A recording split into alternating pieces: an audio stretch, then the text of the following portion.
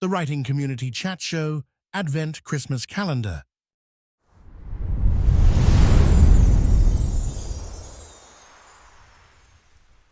/OK/any good sales wise, it's difficult for indies to know how are they doing. You're absolutely right. So look, there are people who publish a book and 1,000 is good sales because they're not known authors. They're making a name for themselves for the first time, especially if it's a story collection, for instance. Short stories tend to sell less than novels do.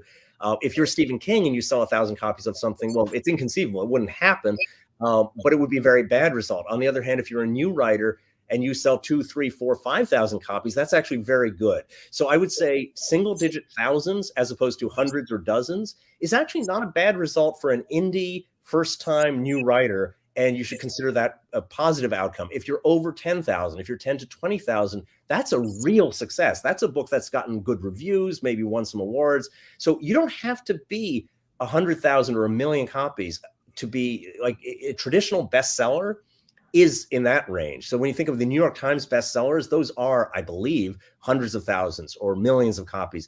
But that's not the metric that a writer starting out should use to measure, am I a success or not? I think if you sell 3, 4, 5,000 copies of a hard-boiled detective novel, that's good. When we reprint a deceased author who's been forgotten and we sell 3, 4, 5,000, or maybe it's 7, that can be an outstanding result.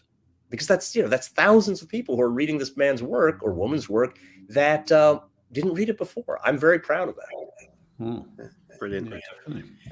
Yeah, Anya Pavel, thank you so much. Who is one of the most underrated authors in your opinion? It's an interesting question. So of the old time writers, there's a writer named Charles Williams who wrote a book called A Touch of Death. It's hard to find. We reprinted it. It's one of the rare books, when we publish a book, some people will like it, some people won't like it. You always have a mixture of opinions. You've got some 5-star reviews, some 1-star reviews. Charles Williams, A Touch of Death is one of the rare cases where I think every person who's ever read it has liked it. And I love it, but I love all our books. So what is it about that book? I think Charles Williams is underrated. So if you have an opportunity to get it, you might have to buy a used copy. I won't get a penny from it, but I'm delighted if you dig up Charles Williams' work. Lionel White, maybe not an underrated writer overall, because a lot of the books are not as good as his single best, but he wrote the book that became The Killing. And you can find it under the title The Killing or under the title Clean Break, and that's an outstanding book. There are a number of writers who had one truly outstanding book. I'll give you another one, an author named Oakley Hall, who was the teacher for people like Anne Rice. He was a writing teacher. He taught Michael Chabon, Anne Rice. I can try to remember who else, but there are some other famous, Amy Tan, famous people.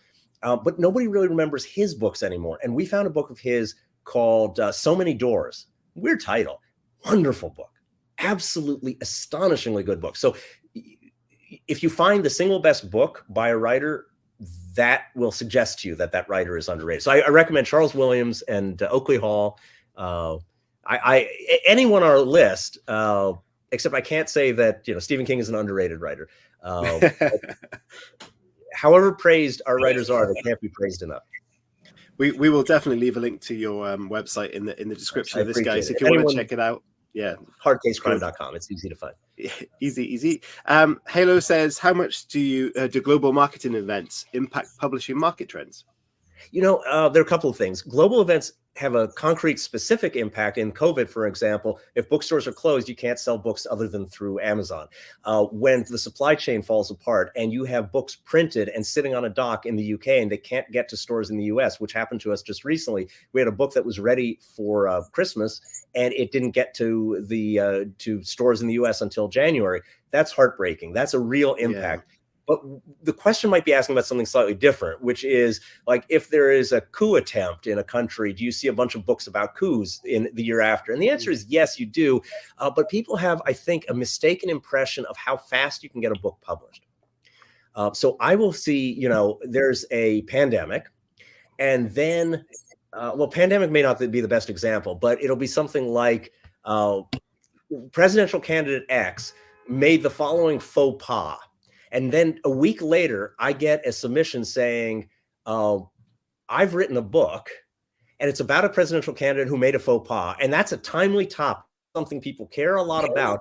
And if you publish it by the time of the election, you're going to sell 1 billion copies. And I say, you don't understand. The election is 8 months away.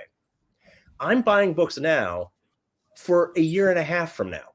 If I buy your book tomorrow and I get it out the door as fast as is humanly possible, it will be way after that election. Don't try to. So my advice to writers is don't ever try to capture trends. For one thing, a lot of other writers are doing it, so you're going to be in a horde and easy to for an editor to say I don't want any of them. But the other thing is, by the time a book could come out, it's not timely anymore. So, anyone who started writing a pandemic book, by the time, the book comes out, nobody wants to read about pandemic anymore. It's like, I enjoyed Glass Onion, sequel to Knives Out. I thought it was a fun movie and great in many ways. But the opening sequence that was all about the pandemic, I just want to, it's like, I don't, that's so old now. That's yesterday's news. I don't want to see it on the screen. So trying to harness trends and be timely, I think, is a mistake for writers. Unless you're like a nonfiction writer and you're doing instant books that come out in a month. But for novelists, I wouldn't do it.